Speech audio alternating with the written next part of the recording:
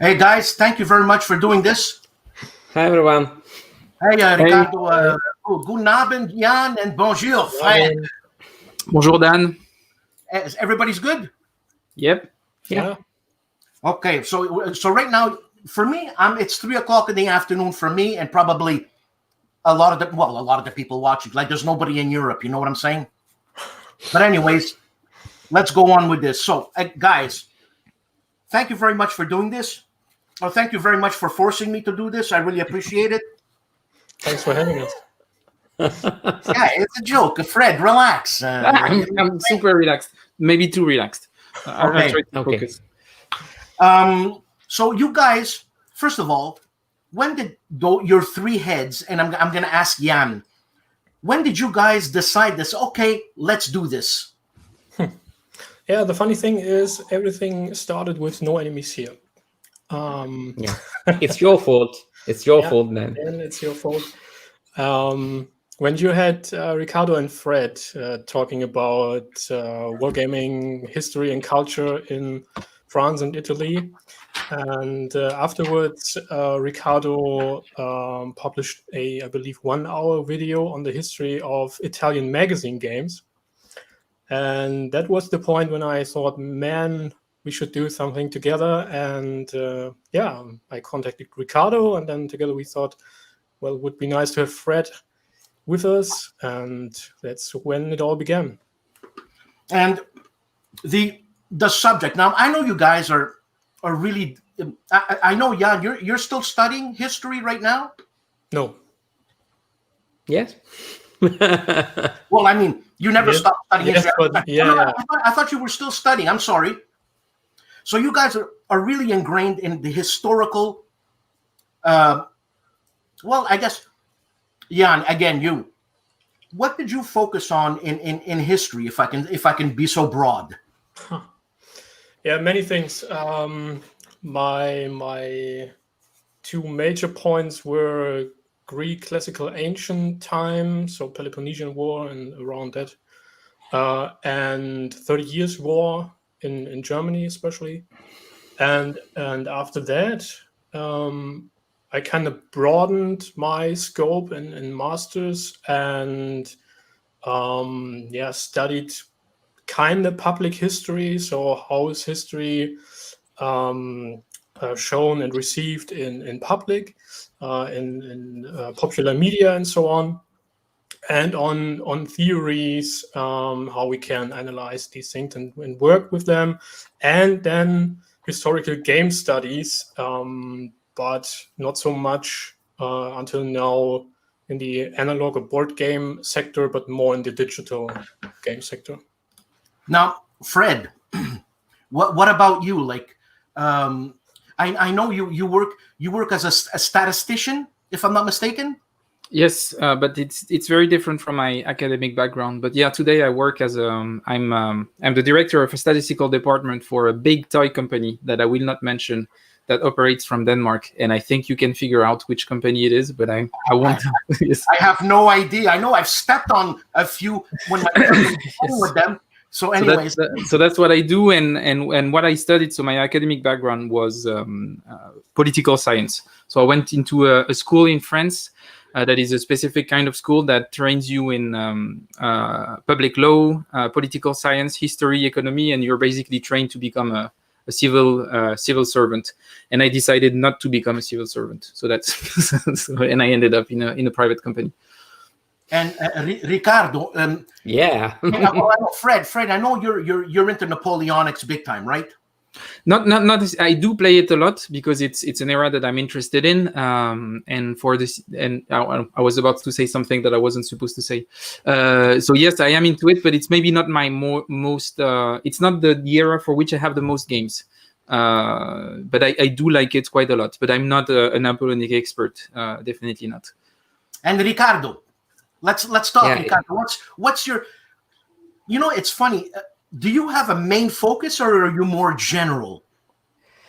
Well, I am more general. Okay. Also because I also write military history books, so about quite a lot of periods.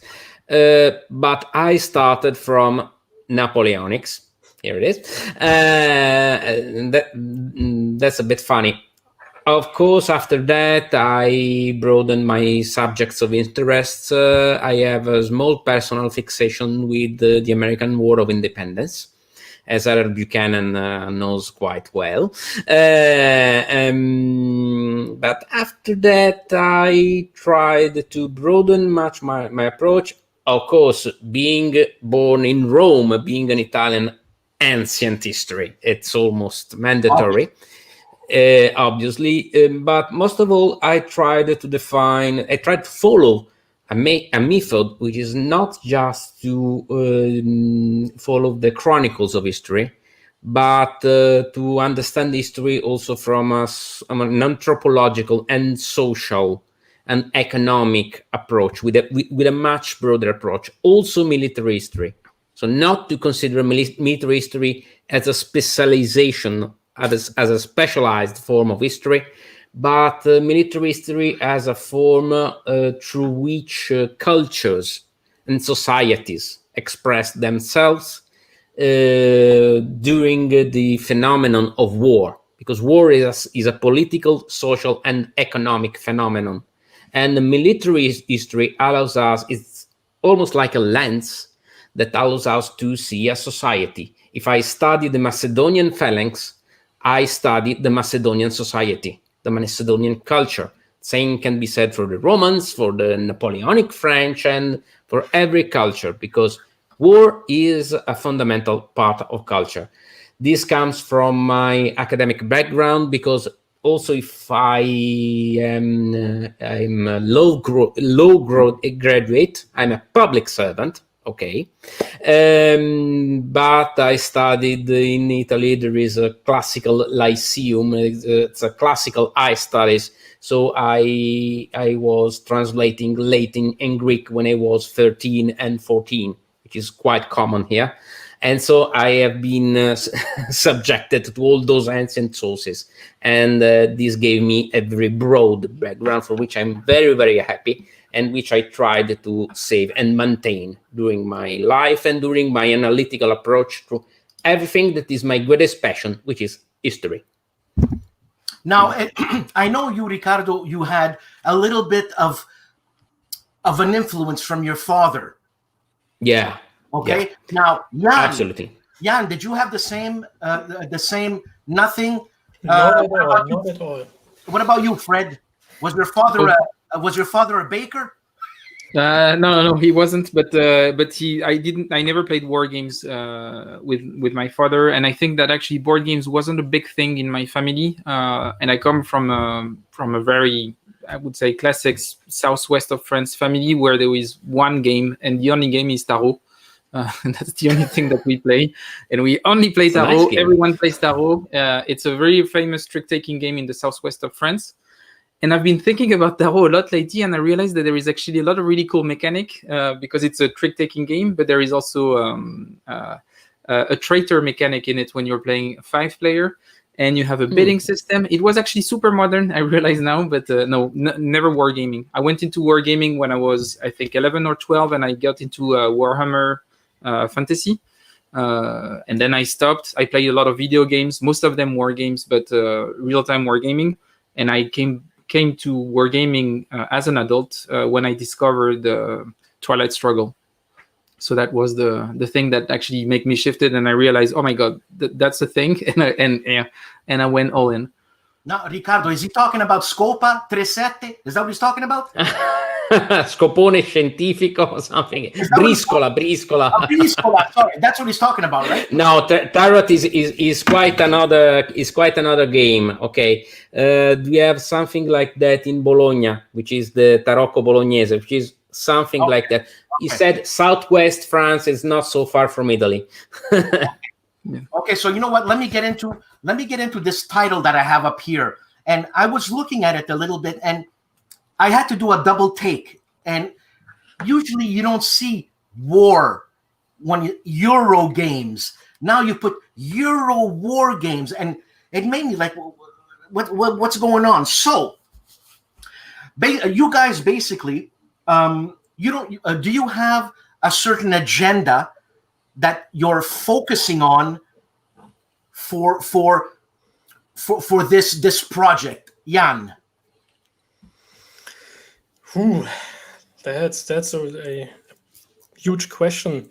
So the basic idea we have is to bring together various perspectives on wargaming, and not only wargaming, also Eurogaming and all the various genres of gaming, RPGs, tabletop, board games, digital games, and so on and so on. Professional wargaming as well, together, and focus on Europa, because we felt that between or in Europa and the various countries, European countries, there is not much exchange in the wargaming community, so to say. Quite the difference with the US, UK community. So if you go online, Facebook groups and so on wargaming, I don't know, 95, maybe more percent American, North American, and UK players there. And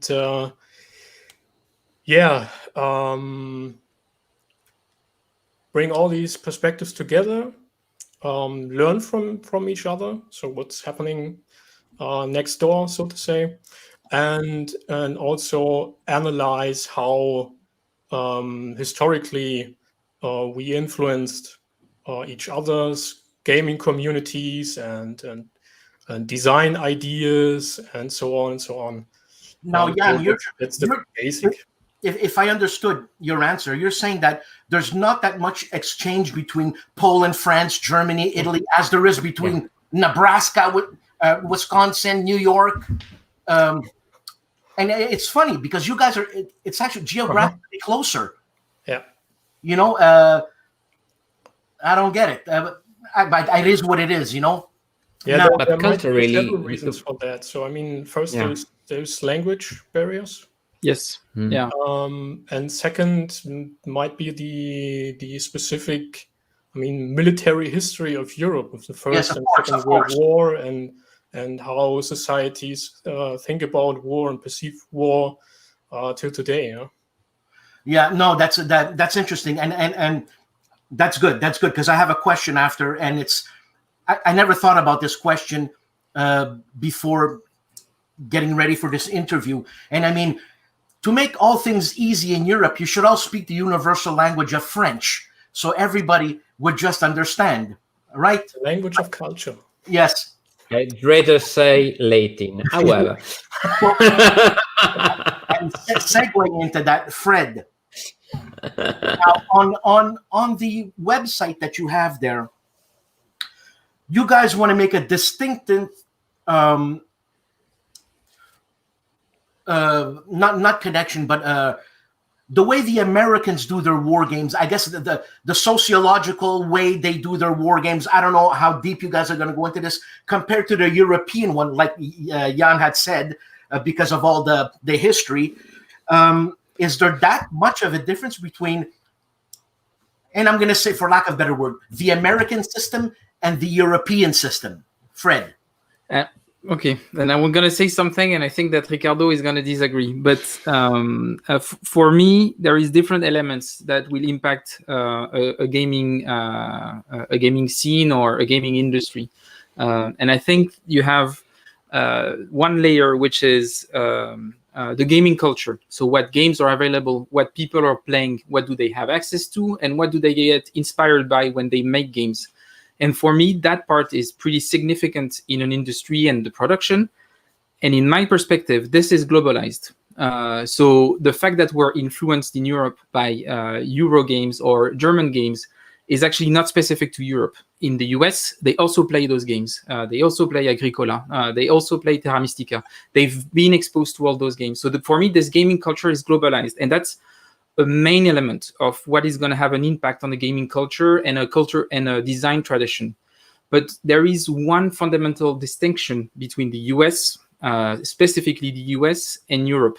As Jan was saying, Europe is way more fragmented than the US. We have different cultures, we have different states, we have different languages. The other thing that's going to impact wargaming specifically is the socio-political structure of each country. How is wargame perceived? How is it used by institutions?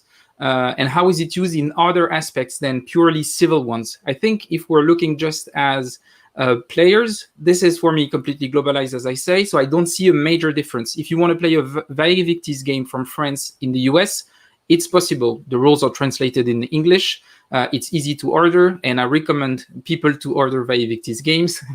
Sorry, promoting French wargaming here. But like for me, that's globalized. But then again, compared to the US military has a strong wargaming culture. You have the RAND Corporation that has been using wargaming to actually do some working on the US strategy, foreign strategy. The American Navy very early in the 20th century started using wargaming professionally to prepare future wars because they realized that they were a new naval powerhouse, and this is going to be the way forward for them for the new for the emergence of the American imperialism. And the fact that they used it makes it so that the relationship between professionals and wargaming is completely different than in France, for example. I think Germany has, and maybe Jan will know more, but I think it had its highs and lows in the relationship with wargaming. Of course, it came from there. The Kriegspiel was invented there, so there is a strong culture that maybe faded out. And if you're looking at France has a pretty doesn't have the same relationship. There is currently some one historian in particular called Antoine Bourguillot that is actually analyzing the role of wargaming on the French military, and we see that it's pretty limited compared to what happened in the USSR during the Second World War, compared to what we see in the UK. So I think this part is different. But then again, gaming-wise, if you're thinking about the design traditions, I don't think there are that many differences. Then there is one last aspect, and it's who's making the game. And that's maybe the difference. And it comes back to the socio-political structures. In France, people who are making the game, you're going to have less people that are involved in policy making, for example, than in the US. We don't have that many like Secret Service analysts making games in France or in the UK, whereas you have a lot of them in the US. And the perspective that they come in when they think about design and what they want to convey is radically different. But for me, that's not a cultural, a national specialty. The fact that you have at the same time a Volko and a Harold Buchanan in the US is just the fact that wargaming is accepted in some circles that it's not in France. And in France, most of the wargamers you have, and this is changing now, but for a very long time, wargaming was mostly a thing of historian, and they come from a very different perspective than pure military analyst, for example. Now, you mentioned Secret Service, blah, blah, blah. Obviously, coin comes into mind 100%. Now, how is it, and how's the coin world where you are, Fred? Is it, has it grabbed? Has it worked? The coin? Well, in France, coin is important. France is engaged in Afghanistan, obviously, but more specifically in Mali. So we've got Opération Serval, Opération Barkhane, and this is very similar to the operation in Afghanistan. So it's a peacekeeping and also fighting against terrorism because you've got Al Qaeda or Maghreb Islamic that we're fighting against over there. So coin is actually something important for French foreign policy. But there is no really games on it, and the only professional war game that I've seen trying to simulate what's happening in Sahel right now is actually a hex and counter block game. What is interesting is that at least there was an effort to actually produce such a game, and they worked with a company called I think Nuts was involved in it, but then it doesn't look like they were really using the tools of wargaming to actually try to simulate something else than purely kinetic warfare, and I think that's maybe a lack of maturity. Then again, I'm not involved in the French military, so there might be other initiatives that I don't know about, but I definitely don't see the same efforts that you see in the US, where they do a lot of matrix gaming, where they use a lot of different things. And I mean, just last week, RAND Corporation released their first publicly available game, Hegemony, and you realize that it's a card-driven, highly strategic, and you're thinking, whoa, like those professional wargaming, they clearly are directly influenced by the actual commercial civil economy. So and there is a dynamism that comes from there that I don't see necessarily in Europe. Maybe in the UK, and I'm not that sure, but definitely not in France. I don't see it in Italy. I don't see it in Germany. Jan, the same question to you. I don't. Excuse me. Hi. Okay, I gotta let you go because I'm actually live right now. Okay, so no, I take care of that guy. I don't want him coming to my house no more. And you take care of his family, okay? Okay, bye. Sorry. So Jan, I'm sorry. So Jan, going back to that question, I know you're more of a. Can I say you're more of a computer gamer than you are a board war gamer? And does coin affect the computer games that you play specifically and in Germany?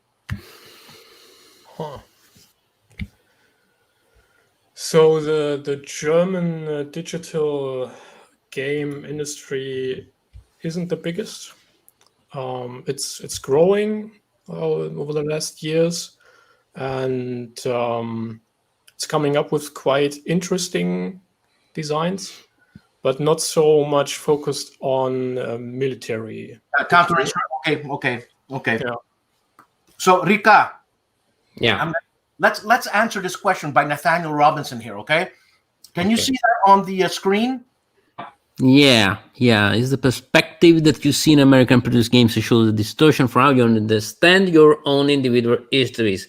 Yes, there are distortions, but they are far less influential than the distortion we ourselves, Europeans, have on our own national histories. Really?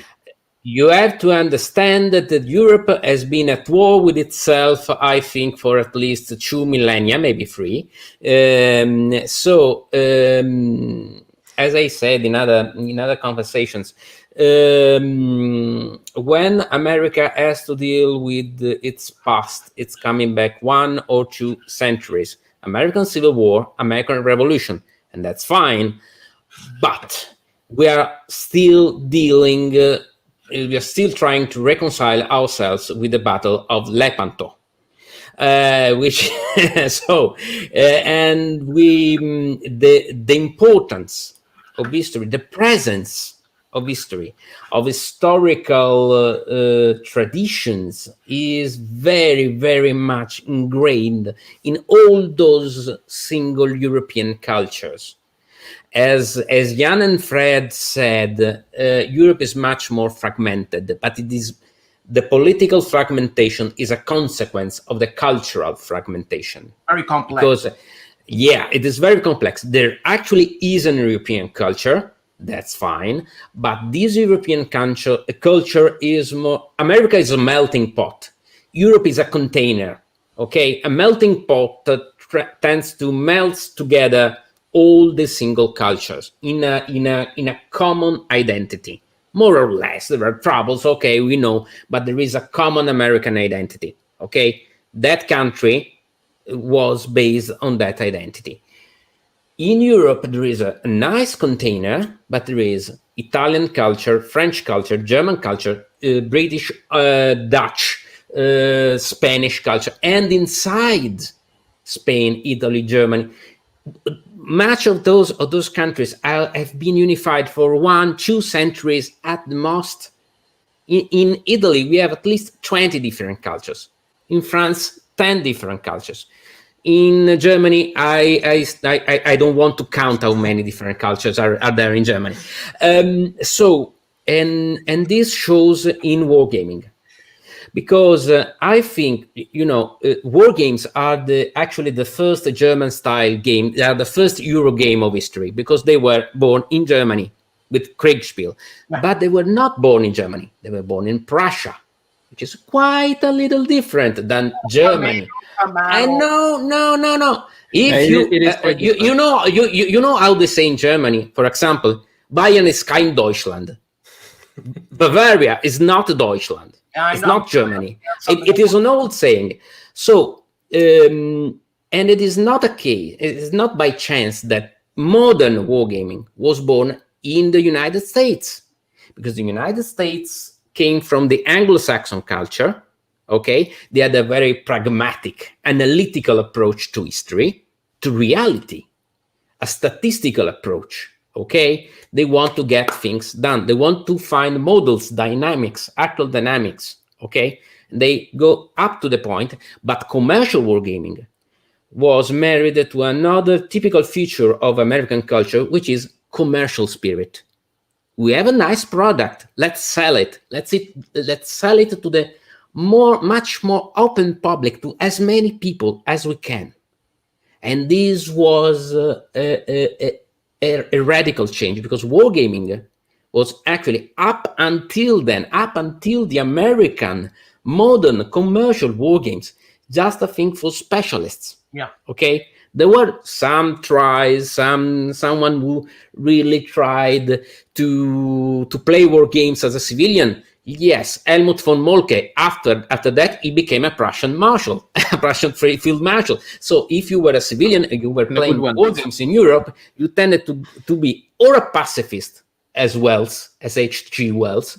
So you played it for political reasons, okay, because you were a pacifist, or you became a military.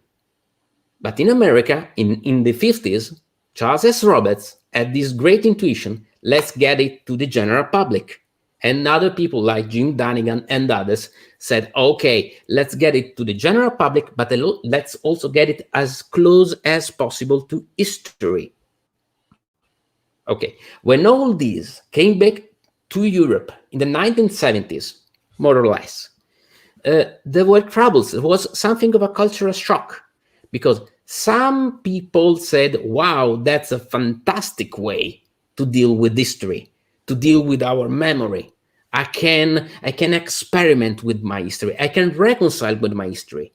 I can replay Operation Barbarossa with my German or Italian or French friend. Okay, no problems with that. Yeah, we could do that. Made by an American designer, right? Made by an American designer with the distortions of the American historiography, yes. But people then began producing war games here in Europe.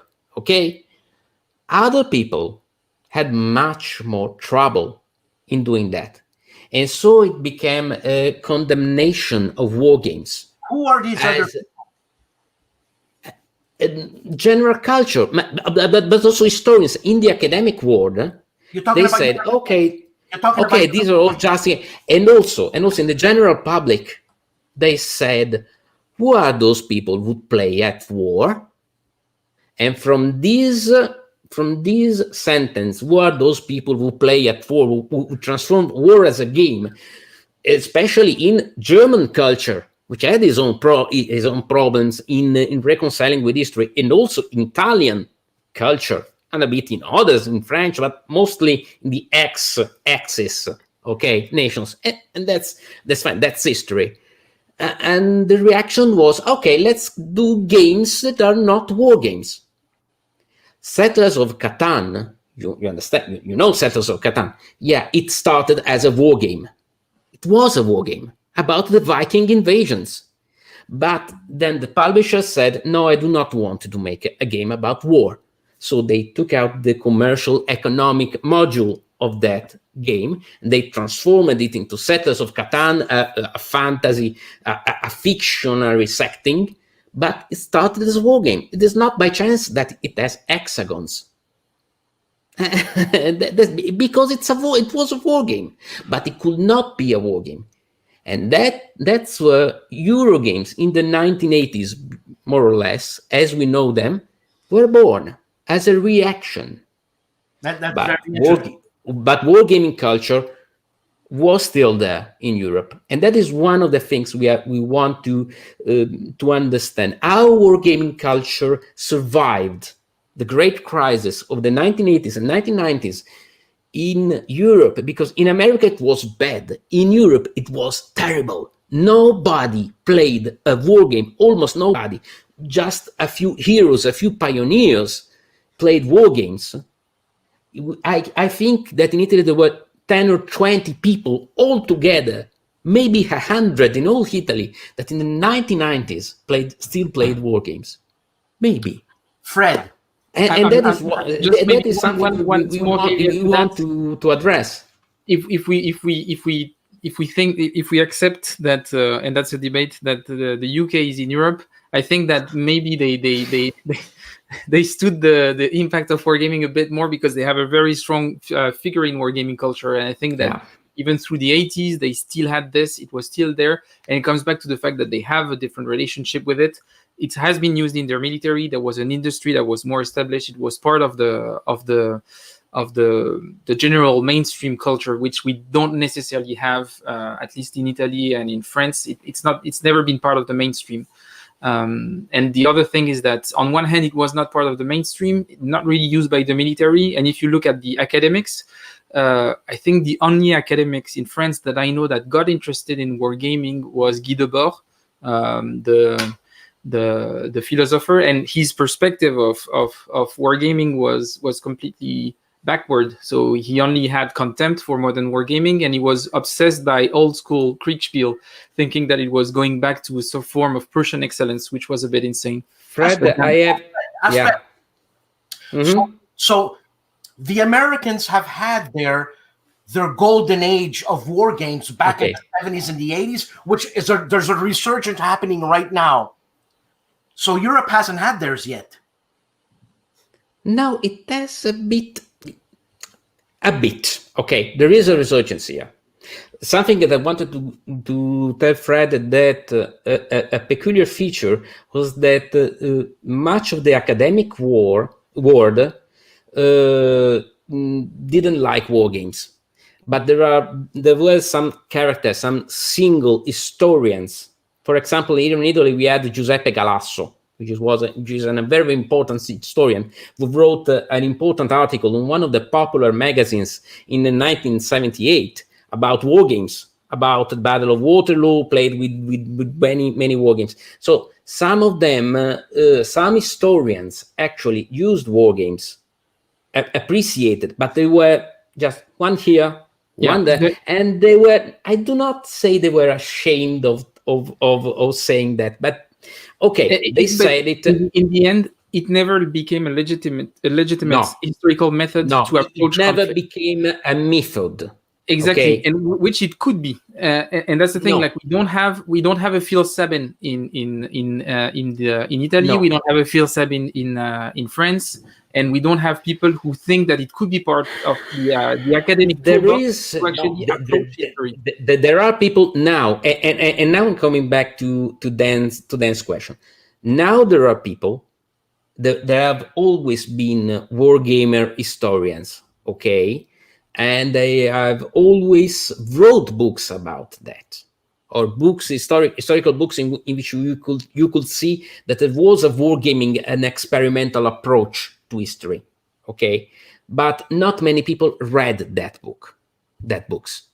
Not many people knew those books, okay? There was not a public. There were writers, but there was not a public.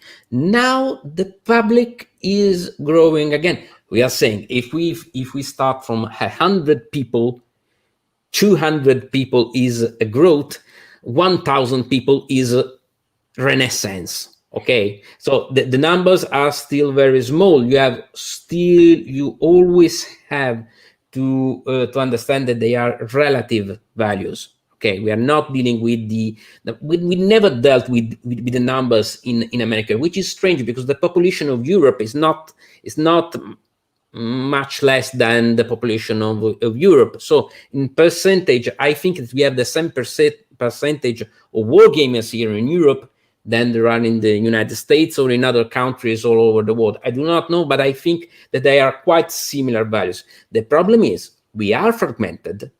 We speak very few between our own countries here, okay?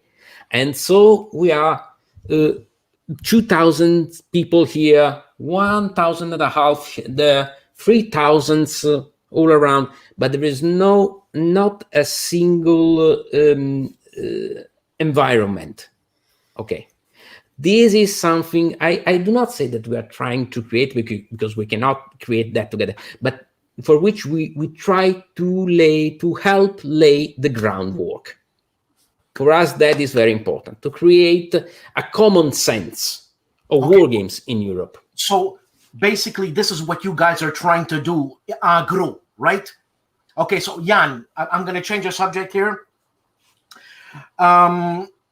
This was a question we spoke about, and I asked you, and I wanted to know something that was important to you. So, first of all, when you guys are going to be doing this EuroGames, I'm going to call it magazine, okay? Because for me, mannaggia Sando Giuseppe. So for me, it looks like a magazine, like you're reading stuff, something written by Riccardo, and the rebuttal by Fred that doesn't like what Riccardo said, and a blank page by Jan. But anyway, Jan, how, and I guess war games. How has war games influenced our vision of the past? And that's a great question. Yeah, it's a great question indeed, and it connects to what Fred and Riccardo have said before.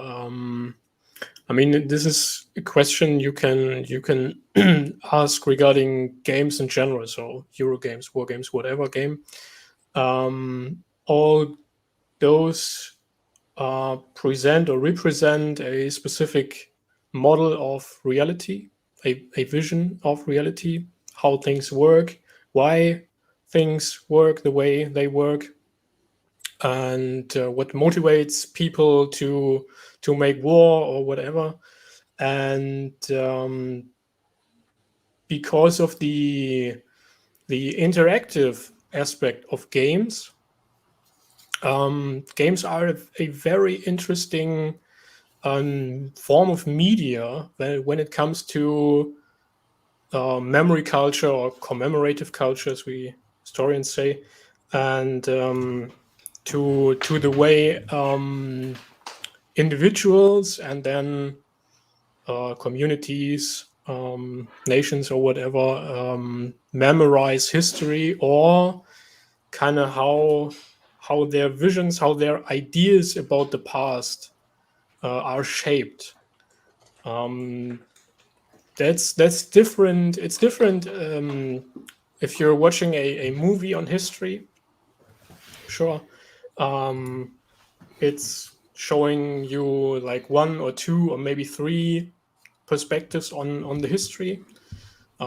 Few actors, few perspectives, what's happening, and it's kind of tied to a basic narrative, and the viewers are involved by specific methods and empathy and so on and so on, but they can't alter what's happening in the movie.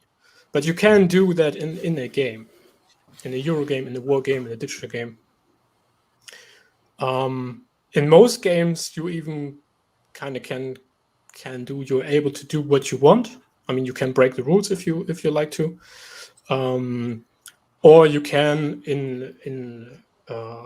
inside the rules kind of try and experiment how things could have gone, or kind of try to find the answer why a specific offensive failed or whatever, why specific events in history happened at a specific point. And that makes games also from a scientific, from a historical perspective, a very interesting media form. And it has indeed quite some impact on how people kind of memorize the past. Problem is we don't have too much empirical studies we can rely on in this regard. There are some in the last years. There were some interesting empirical studies, but I mean, because of the resources you would need to make a big study over some years and analyze what players perceive from a game, how the game influences their vision of a specific event, for example, and how that stays with them how it stays in their memory, in their imagination of the past over years. That's a question we don't know scientifically, but obviously I mean, somehow this is happening. We only don't know to which effect. To which extent? Yeah. So, Fred, there's a question here that I'd like you to answer, okay, by Nathaniel. Why war games a different lieu de mémoire? What does he mean by this? He means why? I think it taps into what Jan was talking about, how war games are different as a commemorative object. And for me, there is two things that I think we need to separate, even if they are tied to each other. On one side, you have memory, and on the other, you have history. Memory is a discussion about how a society what they want to focus on about history, because it builds their identity. What do you want to commemorate? What do you want to remember to make sure that either this is an objective that you want to aim forward or something that you want not to reproduce in the future? So commemoration is different from history. And I think that's two different things. In regards to wargaming, I think wargaming tackles both. I think wargaming can be a tool for commemoration and wargaming can be a tool for history. The difference compared to the regular tools that we have. So if we think about history, a way to approach history, a classical one would be to read a book. A way to approach commemoration would be a statue, for example, just to explain the differences between the two. The thing that wargaming could do both. Both serve as a commemorative tool, but also as a tool to approach history, which is super interesting in itself already. And as Jan was saying, it is a very specific thing in the way that the person being exposed to the medium, which is wargaming, is active, which is not something that you have when you read a book or when you look at a statue. You are passive. You're receiving the information. Here, you're actually making the decision. That is a radical different thing, because it puts you, like it provides a role-playing experience that puts you in the position of someone that was confronted to history. So it puts you as a recipient of information in a radically different position and engages you with history, which is not something that would exist with another medium. So Fred, am I right to say that, let's say I read a book by, I don't know, the history of the Barbarossa, right? And we all know that history is written by the victors, okay? So if I play a game, I'm not sure about that. Okay. Yeah, but that's another debate. But yeah, finish, and I will get back to that. So if I play a game now, and I've read the Barbarossa by Fragen, whatever, it will change my perception. Will it change my perception? I think so, yes. Especially if you don't know much about the event, but also, like, I think war games usually, and especially the really good ones, they come with an angle toward an event, and they are trying to make a point as a book does. And for example, you were talking about Barbarossa, and I think Barbarossa is a really good example where the historiography evolved, and it had an impact on wargaming. The original historiography from Barbarossa is something that comes from Cold War era academics from the US. And the theory was the Germans ran out of bullets before the Russians ran out of men. That was the whole idea. Germans were like barbaric hordes, and there were just too many of them to contain. That was the idea, and saying, well, the Wehrmacht was so awesome, it was great, but they just got killed by those bloody Russians. And that is based on what was the political situation at that time. It made sense to promote history like this because it made it political sense, because they were in an ideological fight against the USSR.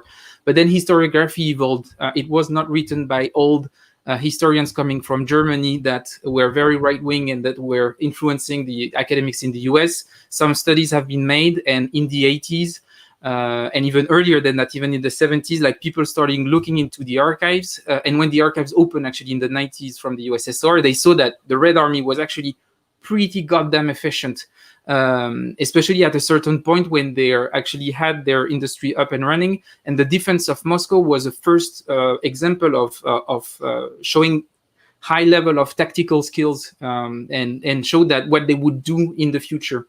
And actually new games that are being released now don't have this thing of where you have very efficient German units that just go through and then it's just the supply line, and it's just that there are too many units. And I think probably the last game that was released by MMP that I haven't tried but would be interesting to see, The Last Stand on the Battle for Moscow. I'm pretty sure that this game is, if it's based on more contemporary history about Operation Barbarossa, will potentially be radically different than from a game that was released on the topic in the 70s, because the history itself has changed. Depending on what the designer has read, what point it's trying to make, he will activate different design tools, and he will represent the operation of Barbarossa in different ways. So that's at least so I think it will have a difference. And when you play it, if you play a game from the 70s that has this idea that there are just too many Russians, and on the other side you play another game where you see that you start to have a really good Red Army building up, it will say two different story so war games can tell a story, they have a point, and they can change your perception about a specific event. Now, these new war games that come out, I'm just saying, these new war games that come out with all this new information, will these games be criticized as unfactual? That's not. And then I'm just gonna give, because that question is for Riccardo, and ask Riccardo about liberty or death. And I'm just gonna say that, and I'm gonna shut up and let Riccardo speak. Okay, Riccardo, let's go. No. Okay. It's true. One thing I think that must also be said. He's not. And also starting from Liberty or Death. Okay, Liberty or Death is a case study in how a different vision of historical events leads to a much different game than what we are used to. Okay. Can I say something? Yeah. I think Harold had a big pair to do something like that. Yes. Okay? I agree. Absolutely. I told him, I compliment. He was very brave. It is not that previous games were wrong. It is just that they followed another vision. But also, Liberty of Games tells us another story. And that is very important, I think, for our project. It is not just our memory and historical conscience influences game designers in making a game. Is how memory and historical conscience influences players when they play a game. Because if I play a game with Fred, okay, a war game with Fred, the same war game, we can have two very different images of what is happening there. Of course. During the same play.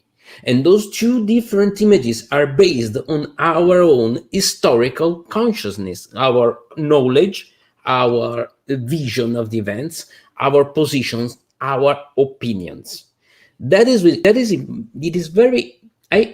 that this is very important. It is something that has been rarely investigated, because we tend to see war games as a neutral object, okay? Something that works. That's insanity. An object, a mechanic, okay? A clockwork. They are not. They are stories. They are narratives.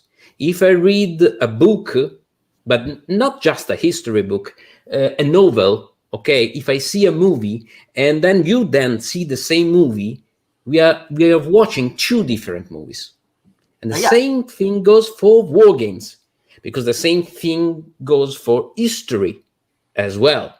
Okay, if I read the same exact information about an historical event as Jan, I can get an idea, and Jan can get another idea. This is where the European experience really comes into action for me, because we are much. I tend to joke that if I play a game about the Pacific War, I've been technically an allied and an enemy, both of the Americans and the Japanese during World War II. Okay. But do not play a game about the Punic Wars with me, and if I am Scipio. Do not play that. Really. Because I advise you. Because there are some psychological triggers, Okay, because I started Scipio's campaigns when I was a kid, and I was with him at Zama. Okay, you know I what? rode with him at Zama and go down damn Hannibal. Okay, Riccardo, let's not forget that you're an intelligent human being that can put all that aside and play like a blank. I do not want. I'm not sure that he can. I'm not. Sure The thing is, guys, the thing is, I do not want to put that aside. Okay, I want to sublimate that in a game environment. Okay, that is why wargames are so important, because we have our own aggressiveness. Okay, Yeah. we have our impetus, man. Our own nationality. Okay. This is good because I can play. I can transform that into play. But this comes into play. I must not renounce it. I must understand it, because if I understand it, I am understanding culture. I'm really understanding history, which is not a collection of facts. No, it is a collection of experiences. And war games, they start from facts, from an interpretation of facts. Okay, but then they become experiences. They let me experience history, and then I can discuss with my opponent about what I found in the game, about what the game gave me, what vision of the events the game just gave me. I can discuss, I can confront, I can modify the game. I can freely modify the game. This is quite another typically American feature of war games. Because war games are models, but they're free models. They let me decide if I want to modify that model. I can, and much easier than what I can modify a computer game. Okay, I just change the CRT. So I am studying history and I'm writing history when I am experiencing history. That is fantastic. I want to get back to the EuroGames, Yes. what you guys are trying to create here. Now, I forgot what I was going to say. Madonna Riccardo. You should have told him to shut up. It's not that. You need to cut him. You need to show strength. No. This is important from an European perspective. Like We want. Okay, guys. We want both of all of us want to get that into our project. Right. Get the experiences. Listens to Riccardo's podcast with Harold. He actually Riccardo breaks the broadcast, like the recording stops because we cannot. It actually happens. You can listen to it. No, but you know what? I think it's great that there's a difference of opinion, obviously, between Riccardo and Fred, which is wonderful, which is needed, or else it would be a one thing magazine with one voice, which is great. But Jan, I'm going to ask you a question here, and it's for all of you. But you know, when I say Jan, whoever's most comfortable answering this, if there is an answer to this, is that why haven't we seen any Russian designers create Russian war games? Who? I haven't seen any. Who? So what's wrong with Russia? What? They never had a war? Sangue di Dio. Obviously they had a war. So how come they're not war games coming out of one of the most devastated countries in popular history? Not popular. I think I have just a small opinion on this, and Jan, I don't know if you know, but first of all, as Riccardo was pointing out at the beginning, the specificity of the US wargaming is there was one thing that I was saying about the relationship with the army and with the public administration, and also the fact that on top of that, it's a very economically liberal country, and actually making this accessible, the potential for business actually made it so that it was accessible to the public. We're pretty sure that there was wargaming practices in the Red Army. The thing is that obviously, potentially in communist Russia, it didn't make sense to make a business out of it because there was no business to be made. And I think there is a difference between us not having access to those war games compared to those war games not existing. And then I'm pretty sure that since the 90s it has evolved, and I think that they probably play a lot of figurine war games as we do. They probably play a lot of classical war games, and then again, I don't know the state of the market in Russia, but I just what I want to say is not because we don't know that they haven't had a wargaming practice, and then again I think the fact that they didn't really had a commercial incentive to publish publicly war games might have also had an impact. Mm-hmm. So it's not just economical reasons. I mean, under communism, board gaming in general was quite a difficult thing to do. I mean, we've talked about that you could change the game, that you can change what the game is, which stories the game is telling, and so on. That's highly problematic for a communist regime.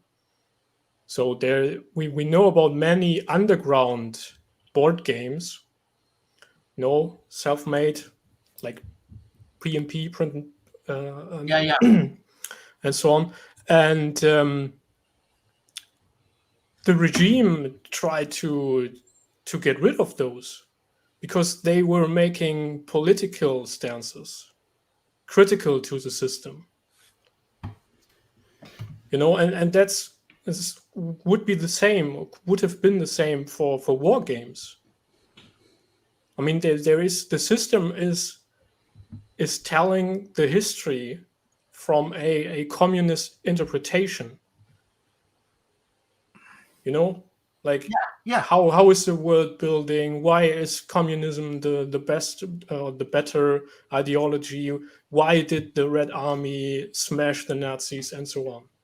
And if someone comes up with a game challenging this narrative, you get in trouble. But and nowadays, I think it won't be too long that we will see Russian designed games or from Russian designers, because there is a quite a growing, so to say, Russian bourgeoisie at the moment. So I believe that where most of the games come from. So I mean, I can't wait. And we really hope to get in touch with them. Well, I can't wait. I can't wait to see that aspect of history. You know what I mean? Mm-hmm. I just can't. I can't wait. I have no idea where that's gonna go. But anyways, yeah, but I have a slight Of course, you don't do.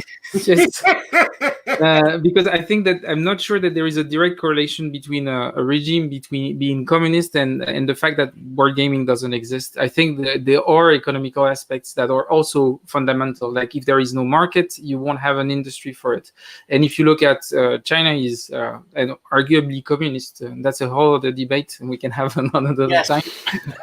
But wargaming did emerge in the 90s and the early 2000s because actually you had people that have enough disposable income and enough time to actually spend on this. And that's something that we need to remind ourselves. The fact that we're playing war games comes from a privilege, the privilege of free time, the privilege of education, and the privilege of disposable income. And that's, as soon as this appears, then those kind of occupation can come up. And you can argue that in the USSR, there never was maybe something that was that possible, or that was a point of interest for the people who had access to this. And I'm not sure it's necessarily due to the fact that they are communists, because we do see in communist countries the emergence of wargaming today. And we know that when there was wargaming on Dien Bien Phu that were released, it got the interest of the Vietnam regime. I know that Gia played La Vallée de la Mort, the war game on Dien Bien Phu. Of course, he was directly interested in it, and he had fun playing it. But and that's something to debate. So I don't think that the fact that the regime is communist, that wargaming is always going to be a problem. I think that it's just. I think that for me, the problem is centralization, because as Matthew Caffrey wrote in his own Wargaming, which is a very interesting book, by the way, and I really advise everyone to read it, the Russian military actually did a lot of war games. Yes. But they did not want to share the results in public, because the results of the Russian war game was a possible collapse of the Warsaw Pact in the first 3 months of World War III, or a possible World War III. So it was more a problem of a centralized approach to history and reality, okay? And that didn't allow much individual knowledge. It is not just a communist problem, it is a centralized problem, which is quite common in certain types of societies. And also, having free thinking is not so. It's a bit of a novelty also here in Europe historically. It is not. It was not so easy to have it 1 or 2 centuries ago. The idea of free thinking, of a free approach, of a free analytical approach to history. Well, there's no free thinking in North America, let me tell you.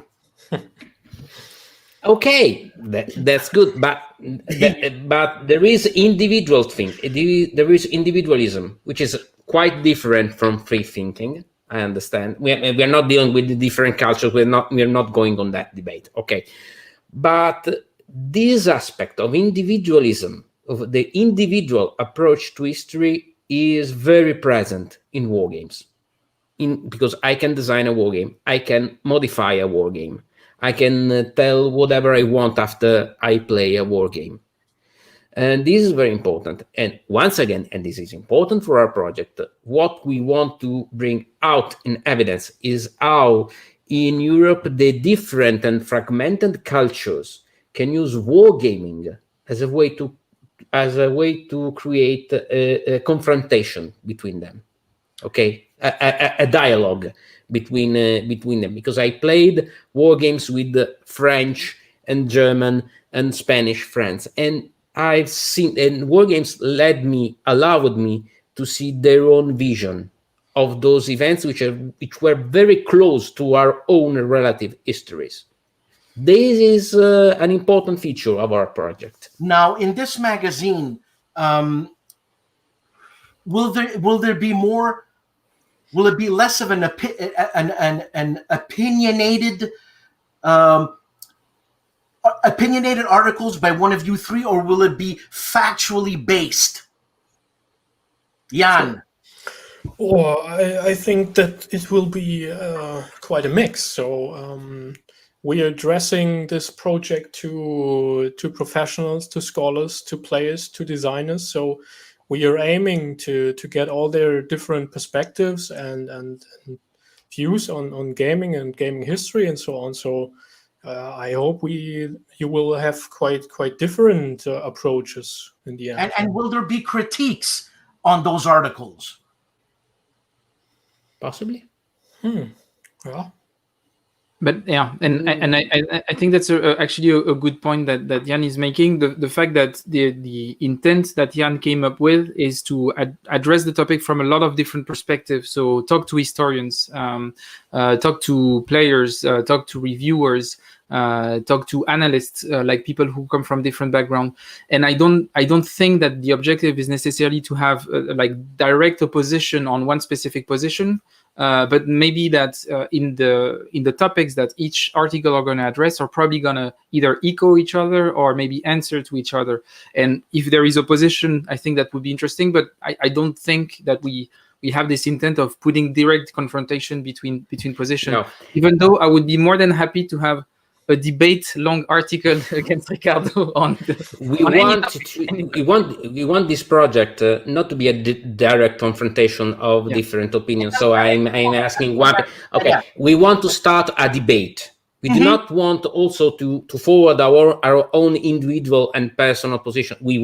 There will be articles by each one of us. Okay, on specific topics. Okay, that's good. But we want to start a debate. We want people to read that product and then after say, "Oh, okay, I agree with him. No, I disagree with him." And this other author said it. Okay, this is the start of a dialogue, once again, of a European-wide dialogue between wargamers, between game designers, between professional operators and analysts. This is our greatest ambition, not to say something, but to let people say their own opinion about wargames. I understand.